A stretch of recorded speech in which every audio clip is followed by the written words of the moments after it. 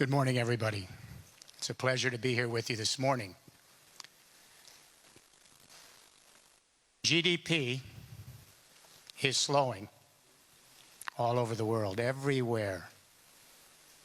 And the reason is productivity has been declining for more than a decade all over the world, everywhere. The result, unemployment's very high in every region, and it's particularly hard on the millennial generation trying to find a place in this new workforce.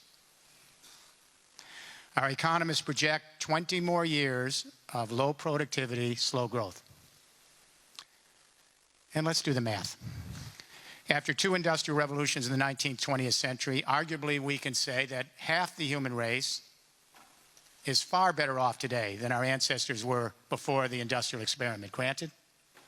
But I think it's also fair to say that 40% of the human race that's making $2 a day or less is no better off than they were before we began this industrial age. Some are even worse off. And here's the final equation. The 62 richest human beings in the world, we could put them right here in this little part of the room. The 62 richest human beings in the world, their combined wealth this morning equals the accumulated wealth of 1/2 the human population living on this planet. 3.5 billion people. There's something very dysfunctional about the way we're organizing our economic life, this human family on this planet today. We are in the long sunset of an industrial era, and now this industrial revolution has given rise to a much more profound crisis, an environmental crisis. We have spewed massive amounts of CO2 and methane and nitrous oxide into the atmosphere over the last 2 centuries, and now we are in real-time climate change. This is no longer a theory. It's no longer looming on the horizon. It's in the house. And what's terrifying about climate change, and if it were explained, we would be justifiably frightened, motivated, driven, and reorganizing our entire position on this planet. Climate change changes the water cycles of the earth. That's what this is all about. It's never explained. We're the watery planet.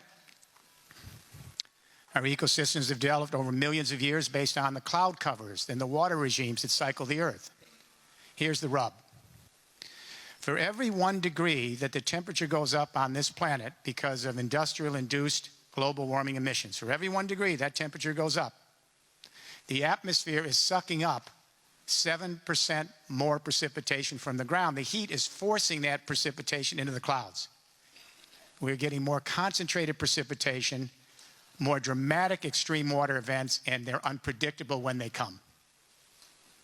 Blockbuster winter snows, dramatic spring floods, prolonged summer droughts, and wildfires that accompany them, and Category 3, 4, and 5 hurricanes taking lives, destroying infrastructure around the world. This is happening in real time. And I want every parent in this room to hear this. Our scientists now tell us that this runaway water cycle is now unraveling our ecosystems, and we are in the 6th extinction event of life on Earth, and it doesn't even make the headlines. This is the biggest story since we've been on this planet. We've had 5 mass extinction events in 450 million years, well before humans were here, and each time there was a sudden turning point in the chemistry of the planet and really quick die-out. And each time 10 million years to get new life back on Earth. We're now in the 6th extinction event. This is not a model, we're chronicling it. And our projections show that we could lose over half the species that inhabit this oasis in the universe in less than 8 decades. There are babies now who will still be here then. This is a wipeout. As my wife says, we're not absorbing the gravity of this moment. 99.5% of all the species that have ever been on Earth have come and gone. We're the youngest. Anatomically modern humans have been here about 200,000 years, and now we are facing the question of not just civilization surviving, but will our species survive? And even though in many parts of the world people accept climate change, we're going on as business as usual with some greenwashing. That's really what's going on.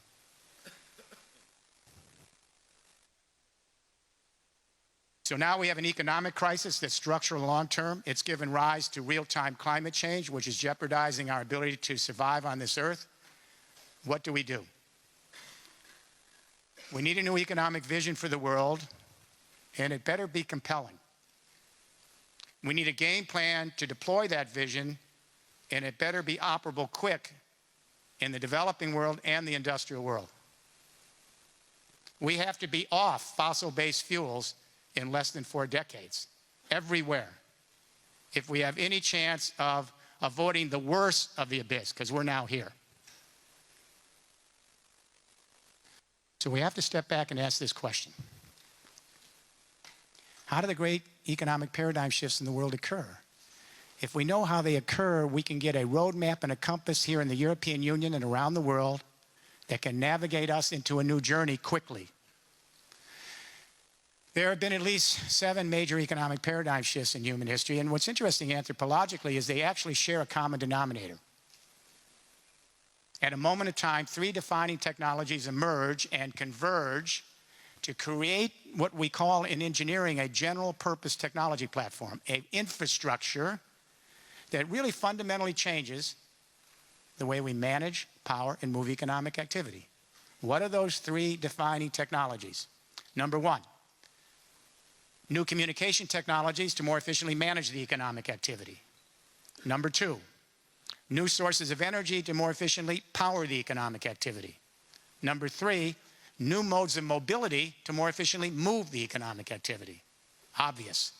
When communication technologies join new energy regimes and new modes of transportation logistic, it changes the way we manage power and move economic life. It changes governance. It changes our temporal spatial relationships. It changes everything. Let me give you 2 quick examples. First industrial revolution, 19th century, communication, energy, transport revolution. The Brits take us from manual printing to steam power printing. Big leap forward in productivity, cheap print, massive communication. Then the Brits lay out a telegraph system in the last part of the 19th century. Steam power printing and the telegraph then converge with a new energy source in Britain, cheap coal. Then they invent the steam engine to harvest the coal. And what was ingenious, then they put the steam engine on rails, transportation, locomotives, national railways. Communication, energy, transport, manage power and move economic life, first industrial revolution. Second industrial revolution in the United States, 20th century, centralized electricity and especially the telephone. I know we think the internet's a big deal, but I got to tell you, the telephone was a big deal. Instant communication at the speed of light, cheap across the world. Later, radio and television. These communication technologies in the United States converge with a new energy source, cheap Texas oil, powered by a new engine called the internal combustion engine, and Henry Ford put everybody on the roads, cars, buses, trucks. Communication, energy, transport, manage power and move economic life. That second industrial revolution took the whole world through the 20th century, and it peaked July 2008. You remember that month? In that month, Brent crude oil hit a record of $147 a barrel on world markets, and the whole global economy shut down. Still, nothing moving. That was the economic earthquake. The collapse of the financial market 60 days later was the aftershock. And the reason is this whole civilization depends on fossil fuels. Fertilizers, pesticides, construction materials, pharmaceutical products, synthetic fiber, power, transport, heat and light. It's all made out of and moved by fossil fuels. So when the price of oil goes over about 90 a barrel, all the other prices go up. When you hit around 150 a barrel, prices are high, purchasing power slows. We are in a sunset of wild durations. So as we try to move the economy, oil prices go up, we hit these peaks, and then boom, the economy stops. We go down to 30 a barrel, 50 a barrel. We try to regrow the economy again. Prices for oil go up, other prices go up, hits the peak, we go down again. This is a sunset. Oil, natural gas, shale gas, tar sands. So where do we go from here? Let me share an anecdote with you. When Angela Merkel became Chancellor of Germany, she asked me to come to Berlin in the first couple of weeks of her new government to help her address the question of how to grow the German economy on her watch and create jobs. The very first question I asked the new chancellor when I got to Berlin, I said, Madam Chancellor, how do you grow the German economy, create new businesses and jobs, when your businesses are plugged in to a second industrial revolution infrastructure of centralized telecommunications, fossil fuel nuclear power, internal combustion road, rail, water, and air transport to manage power and move Germany, and that infrastructure peaked in its productivity more than a decade ago in all the industrialized countries. This is crucial, what I've just said. It peaked. We hit a ceiling. That's why productivity is declining. It's the infrastructure that can't give us any more. It's run out of steam. I mentioned the word productivity. There are three features that make up productivity. More capital for better machines and better performing workers, but that's only 14% of productivity. Much of the other 86% of productivity is what we call aggregate efficiency. This is the ratio of potential work to the actual useful work we get out of every single conversion across our value chains. Now stay with me. We take resources out of nature. It could be a rare earth for your phone. It could be a metallic ore for the car. It could be a fossil fuel. All of that is energy, even in material form. And then we move it, we ship it, we store it, we produce things out of it, we consume them, we recycle them back to nature. That's the value chain. At every step of conversion on that value chain, we have to embed some form of energy, whether it's a rare earth or a fossil fuel or whatever, into the product or service to get it to its next stage. But we lose some of that energy in the conversion. This is called aggregate efficiency, the ratio of potential to useful work. Let me give you an example of how it works in nature. It's all based on the first and second laws of thermodynamics. You can't escape them. In nature, if a lion chases down an antelope and kills it and devours it, only about 10 to 20% of the entire energy in that antelope gets embedded into the lion. The rest is heat loss in the conversion. That's its aggregate efficiency. Same in the economy. What does this have to do with my conversation with the Chancellor of Germany? I said to her, the United States started the second industrial efficiency, productivity. We got up to about 14% aggregate efficiency in the mid-1990s. Nothing's changed. We peaked in our productivity. Germany got to 18.5% a little later in aggregate efficiency, and Japan led the world in the 1990s at 20% aggregate efficiency. Nothing's changed. So I said to the Chancellor, and I want every region and every city here to hear this, I said, you can have market reforms and labor reforms and fiscal reforms and monetary reforms. You can incentivize 1 million Steve Jobs and have all sorts of interesting little pilot projects, all of which might be interesting. It won't make a damn bit of difference. As long as your businesses are still plugged in to a second industrial revolution platform based on centralized telecommunication, fossil fuel nuclear power, internal combustion road, rail, water, and air transport. All those reforms are essential, but they accompany a new paradigm shift in infrastructure. They don't precede it. They accompany it. So on that day, I outlined a third industrial revolution, a new convergence of communication, energy, and transport. And at the end of the day, Chancellor Merkel said, Mr. Rifkin, we will have this third industrial revolution in Germany. I'll report back to you what we've done in the last 10 years there. The communication internet is matured. It's been 25 years since the World Wide Web, and everyone here has a smartphone. Now that communication internet is converging with a nascent, digitalized, renewable energy internet and a fledgling, automated GPS and soon totally driverless road, rail, water, and air internet to create three internets to manage, power, and move economic life. Communication internet, energy internet, transport and logistics internet. These three super internets are a kernel, and they ride on top of a platform called the Internet of Things. We are putting sensors in all the devices so they can monitor real-time economic data, send it to other devices and to us. We have billions of sensors now in the agricultural fields, in factories, smart homes, warehouses, smart vehicles. They're beginning to monitor and send data, but to where? Not the cloud. That's part of it. They're sending it to this emerging communication, energy, and transport internet to manage, power, and move everyone's value chains.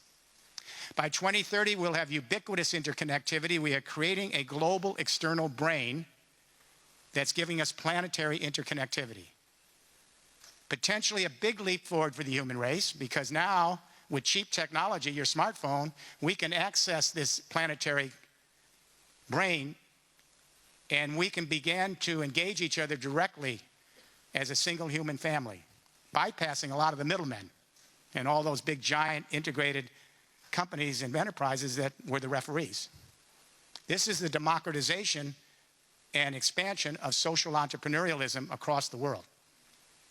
But immediately, while we're excited about the possibility of finally connecting each other, we're chilled by the prospect, the dark net. How do we ensure network neutrality here when everyone's connected?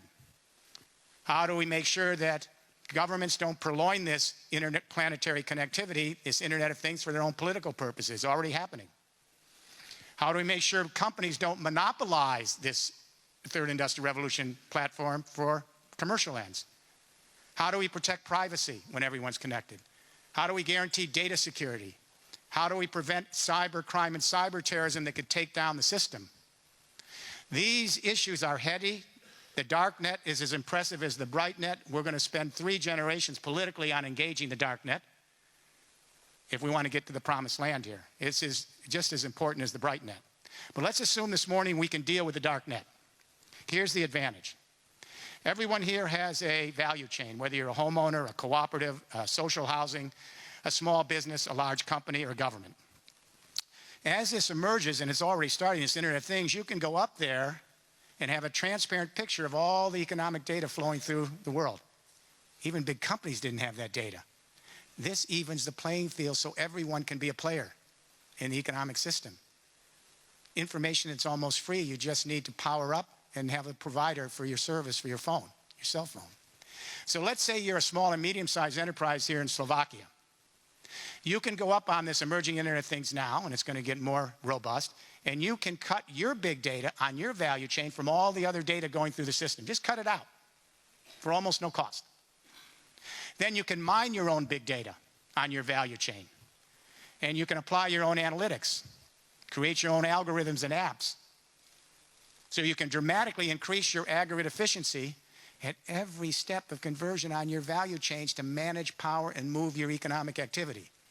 This means you dramatically increase your productivity, dramatically plunge your ecological footprint, because we're getting more out of each conversion and using less and getting less waste. And the marginal cost of production and distribution in some goods and services with digitalization heads to zero. Zero marginal cost. So my new book is called The Zero Marginal Cost Society. This is already happening. The Zero Marginal Cost Society is giving rise to a completely new thing that we didn't know about 10 years ago. It's called the sharing economy, brought on by digitalization. We now have billions of people on the internet who are not just sellers and buyers. They're not just owners and workers. They are now prosumers and providers and users. At any given time, right now this morning, there are millions of people producing and sharing all sorts of virtual goods with each other at zero marginal cost, no profit margin, beyond the market, open source with each other as prosumers. Sharing economy. This sharing economy, this little baby that capitalism gave birth to, is sitting aside its parent, and the parent, capitalism, has to figure out what the child's going to be, so it has to nurture it, create an identity for it, let it have a presence. But it's kind of an uncomfortable relationship, because the parent, like many parents, wants the child to be a reflection of the parent, but maybe the child has other intentions. We're going to see the emergence of a hybrid economic system. It's already here among the young people. They're sharing their homes, they're sharing their cars, they're sharing energy, they're sharing everything. Part of the day will be in the market. The market's not going to go away. Capitalism is not going to disappear. I teach in the oldest business school in the world, the Wharton School, and I guarantee it's not going to disappear. But part of the day, young people are also producing and sharing all sorts of virtual goods with each other at zero marginal cost. So they're going to have 2 options, which I like. Partially in the market, partially in the commons. Capitalism won't disappear, but it will not be the exclusive arbiter of economic life by mid-century. It'll share the stage with its grown-up child. The sharing economy is the first new economic system to enter onto the world stage since capitalism and socialism in the 19th century. It's a remarkable phenomenon. So let's see how it has affected this zero marginal cost with the digitalization of communication, and then we'll see how it's going to impact energy, transport, manufacturing, and then we're going to talk about the role of the regions in deploying this infrastructure and the cities. We have, as I said, 3 billion people who at any given time, they're producing their own music, studio quality, cheap little technology, it's digital. And then you can send it to 1 billion people for zero marginal cost. That Korean performance artist, remember, put a cheap song and dance together 2 years ago. 1 billion people came to his website in less than 60 days, and it didn't cost anything. We have young people producing and sharing their own YouTube videos, open source, near zero marginal cost. What does it take to take a video on your cell phone and then send it up on the web? We have young people producing and sharing news blogs and social media. They're creating free ebooks. 6 million students are taking massive open online college courses taught by the best professors in the best universities, zero marginal cost. Now, there's a big dropout rate in MOOCs. They're going to have to blend that with physical courses, but it's not going to go away. And here is the most improbable venture of all. Jimmy Wales, I don't know how he thought of Wikipedia. I wouldn't have thought this could work. We now have millions of people freely on a nonprofit website, the 6th largest in the world, and millions of people are constructing the knowledge of the human race for free with each other. This is amazing. We have democratized education in less than 15 years. Apparently people have nothing else to do after work because I'll put something on my website. Within 5 minutes, there are thousands of people crawling over that website. What about the footnote? Let's amplify it. We can add something, take it off. It works. Whole industries have been disrupted by the digitalization of communication. Music industries tumble, newspapers and magazines out of business, book publishing suffering, television shrinking. But thousands of new businesses have emerged, not just Facebook and Twitter and Alibaba. We have thousands of startups in this nonprofit profit making, and they're creating the apps. They're creating the platforms. They're creating the connections. They're mining the data. This is a revolution. We thought there'd be a firewall, and while zero marginal cost would impact only the virtual world, it wouldn't crawl over to the physical world. And what I'm saying in zero marginal cost society, the Internet of Things platform just blew us across the firewall. We now have millions of people producing their own solar and wind at zero marginal cost this morning. And with automated GPS, transportation logistics, we're heading toward very low and almost zero marginal cost within the next 15 years. Let's look at Germany. What's happened there since the first meeting, the Chancellor? Germany now, 32% of all the electricity in Germany this morning is zero marginal cost solar and wind right now. 35% of that electricity grid will be solar and wind before 2020, and 100% of that energy will be renewables well before 2040. Why? We're seeing an exponential curve, just like in computers. Now, I'm sure I'm the oldest person here, almost. I actually have one friend here in the audience that's a year older than I am. I was a World War II baby. Computers cost millions of dollars in the 40s and 50s, 1950s, and the chairman of IBM said, we'll need 5 computers for the world, maybe 5. They didn't anticipate the Intel chip, Moore's Law, exponential curves. We were able to double the capacity, half the cost on that little chip every 2 years, and now China has a smartphone for $25 with more computing power than sent our astronauts to the moon. Everyone's going to be connected, even $2 a day. So the fixed costs are plummeting, and within 25 years from now, every little home, office building will be a micro power plant or the areas around them, and it's going to be so cheap, the solar, the wind, it's going to be in the paint, the glass, the facades, the wind, the geothermal heat pumps. It's going to be as cheap as these technologies because this curve is not going away. But what's interesting in Germany is once you pay for the fixed costs, which are plummeting, and let me say how much they're plummeting. We now have power and utility companies that are buying long-term contracts in the US and Europe right now this morning at 4 cents a kilowatt hour, 20-year contracts. And what this means is they're already moving to parity with the old energies, and they're going to go down, down, down. And the big question facing the power and utility industry, if you care to go into the boardrooms, I meet with them every week, is stranded assets. Stranded assets. So, once you pay for the fixed cost, the marginal cost of this energy that's now in Germany, which is 1/3 of the electricity, is zero marginal cost. The wind has not invoiced us. The sun has not sent us a bill. Zero marginal cost energy. So imagine what happens when German businesses, first meeting with the chancellor, plug into this infrastructure, digitalized communication with a digitalized energy internet, and every business is using zero marginal cost energy across every part of its value chain to manage power and move its activity. You tell me how a second industrial revolution region using natural gas or nuclear or fossil fuel competes with that in the next 10 years. It's already happening now. It's a revolution. Who's creating all this new electricity? Well, there are 4 major power companies in Germany, and we thought they were invincible 10 years ago. I worked with one of them. EnBW, RWE, Vattenfall, and E.ON. And what happened to these big 4 companies is what happened to the music industry and television and newspapers and magazines. It only took 10 years. Little players have come together all over Germany and created electricity cooperatives, farmers, small businesses, neighborhood associations. And every one of them got loans from the banks because they knew they'd pay back by the energy they generated. Nobody turned down. And they're generating all the new electricity. And I should say little Denmark's done this as well. So anyone can do this.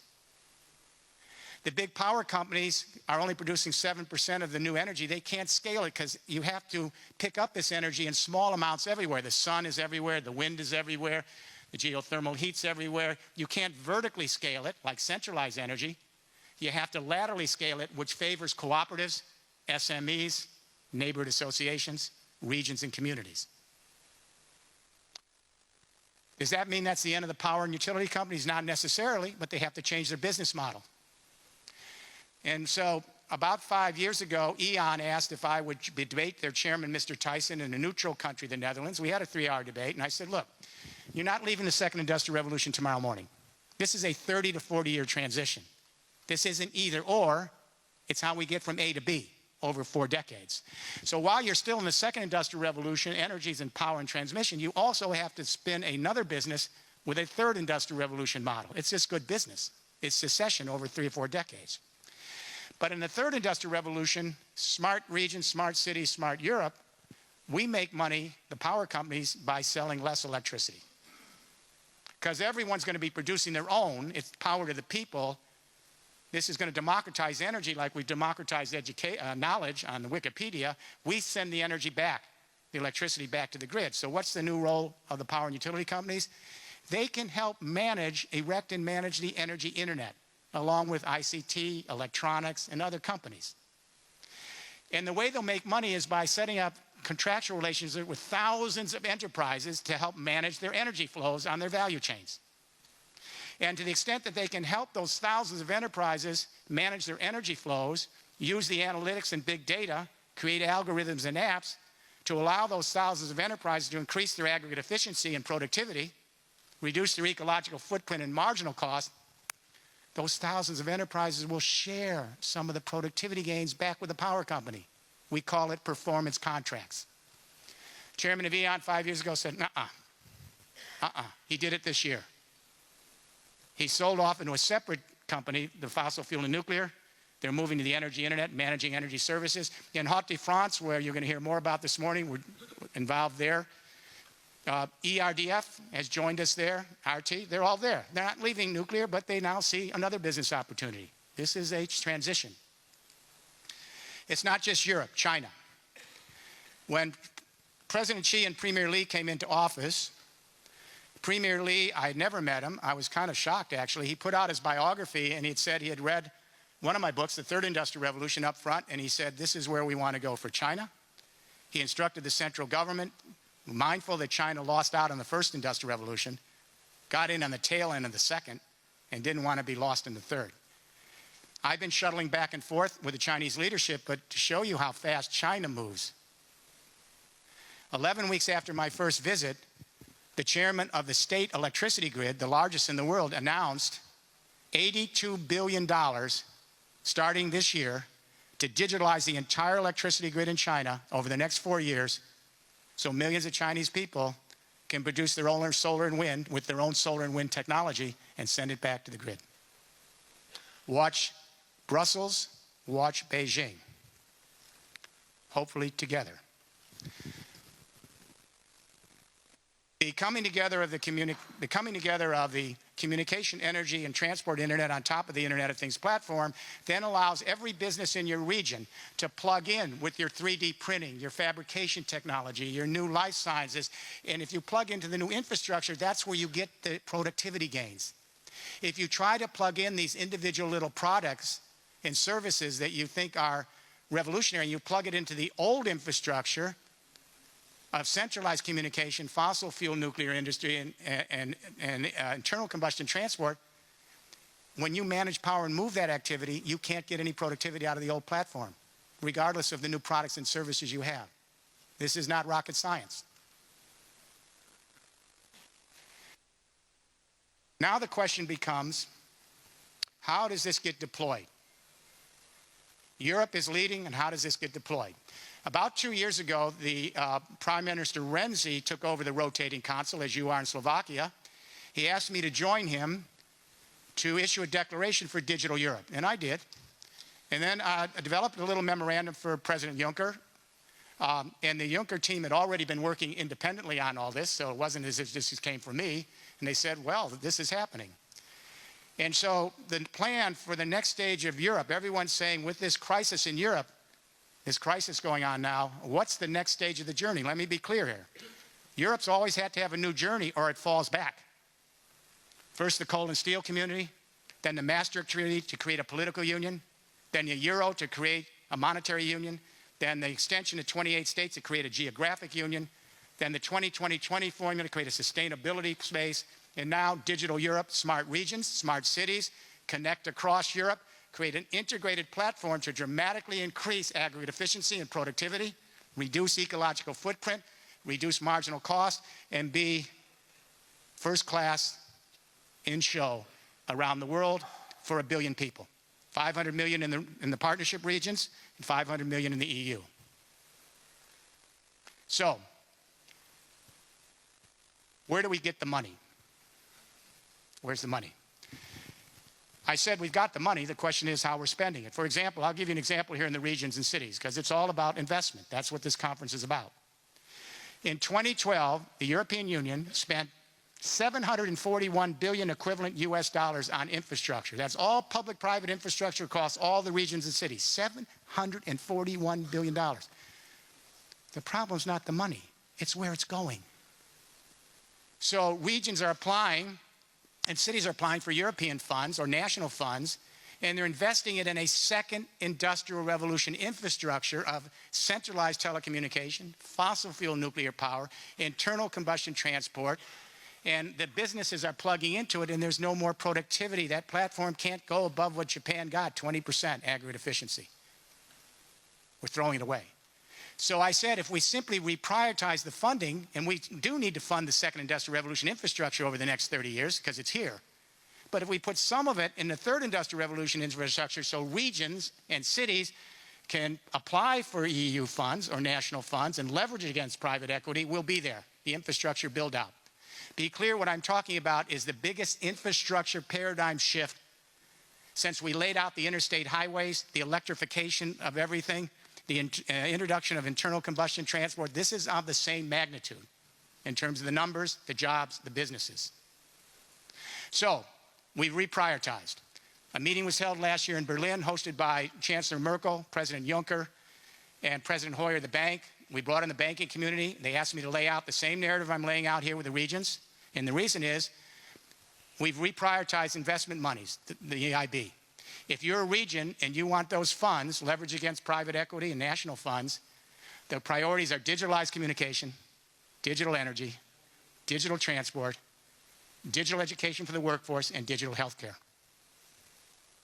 Of course, now we got to streamline the process because it's outrageous if a region has to spend more money year after year putting those plans in place to get the money, and that costs more than the money they get. We've got to get that moved quickly. But the game plan is starting to come in place. This third industrial revolution will affect every industry. It'll affect ICT, power and transmission, transport, logistics, construction, real estate, manufacturing, agriculture, life sciences. They all have to be engaged in the build-out and the management of this system in every region of Europe. This means jobs.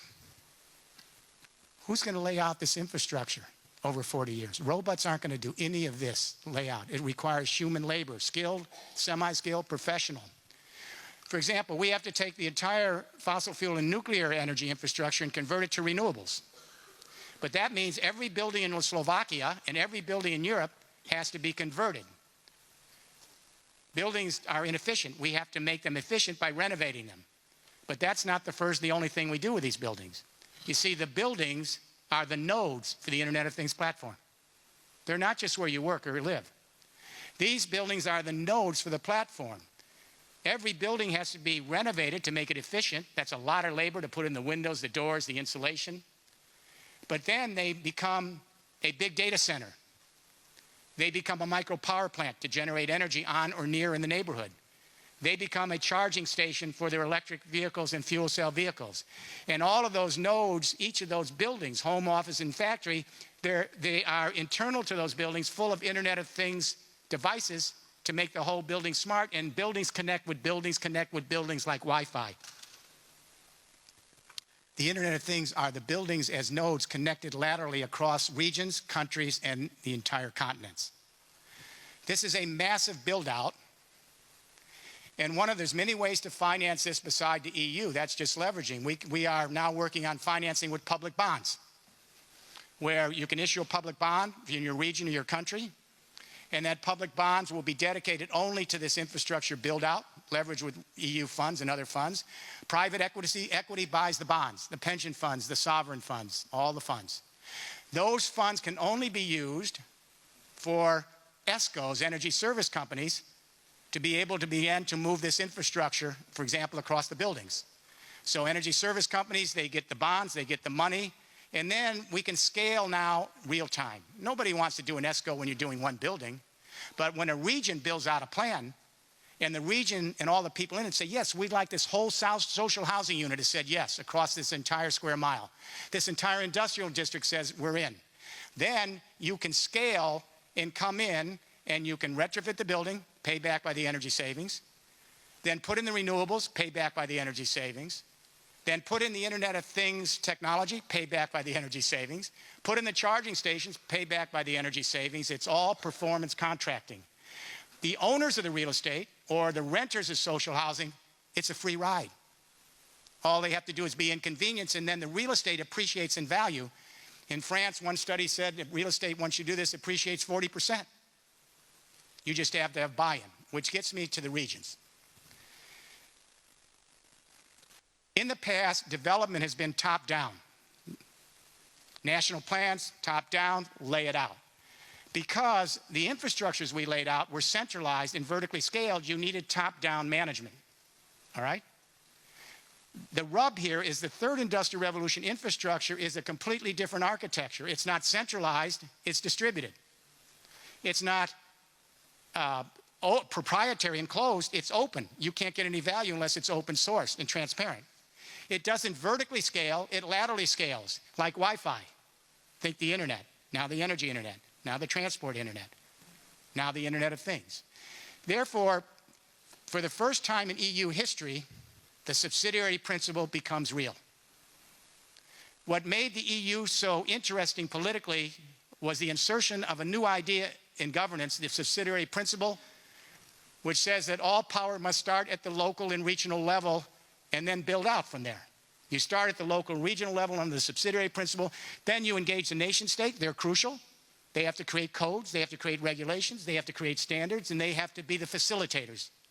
Then you engage the EU because they have to also be the enablers. So everyone's involved, but the power starts in the region. And what we found, and you'll hear more about it, we are now in the third year in deployment of Haute-de-France, the third largest region in France, 340 million already projects, and your own projects, 370 projects. We're now just finishing the Netherlands from Rotterdam to The Hague, and the Vice Mayor of The Hague will be here to talk about that. And we're now doing Luxembourg, the first member state. And what we found out, none of what I'm saying works unless the regions are totally organized with a new way of governance, where the regional government and the cities become the enablers, but they don't just drop the plan in the community. You bring in the business community, the universities, the research institutes.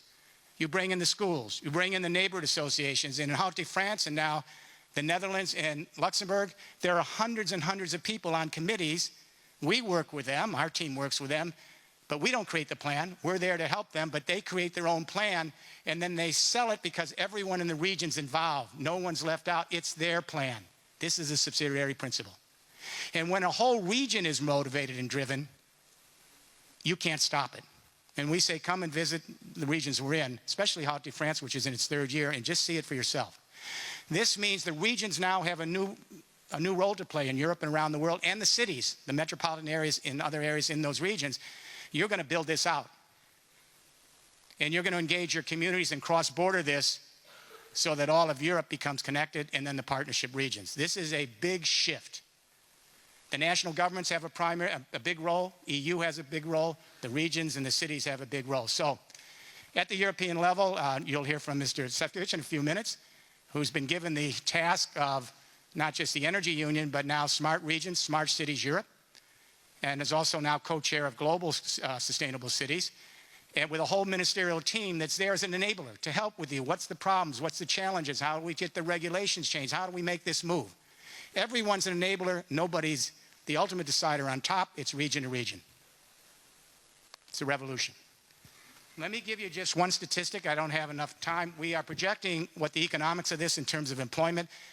I can share this with you a little bit later, but a full, deep build-out of the Internet of Things platform across the EU,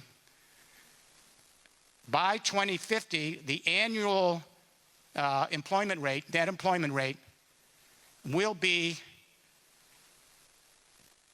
the annual employment rate could be, this is an upper scenario, and I may be conservative, up to 8 million new net jobs as we move toward this. That cuts the unemployment rate, which is now 21 million unemployed. It cuts it by 40%, and we will have an unemployment rate, if we do all of this, of around 6%. Not bad. And that's a conservative figure. 6%. We can live with that because there'll be other opportunities in a sharing economy that take us beyond the market. Last thought.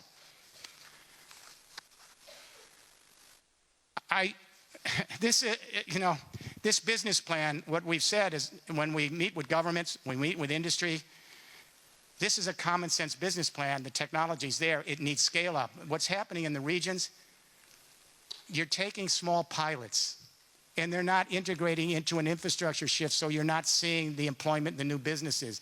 You can't keep doing small pilots. You have to scale up, and the financing has to be there. And I know you're as frustrated as me. You see something new, you say, isn't this great? And then tomorrow morning, you don't see many jobs, do you? You need the infrastructure shift. But it isn't just about technology and infrastructure. Let me close by saying I'm not a technological determinist, and I'm an anti-utopian. I think life is rough.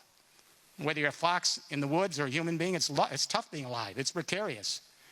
And I know that there are all sorts of things that can dislodge even good ideas.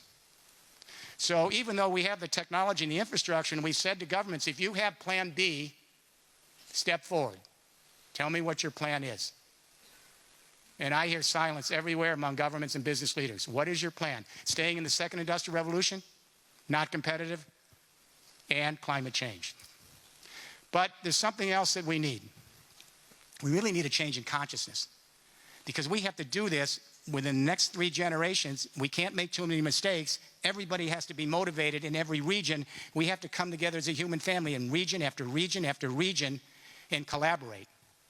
I'm only guardedly hopeful that this will happen. And if it doesn't, we're lost.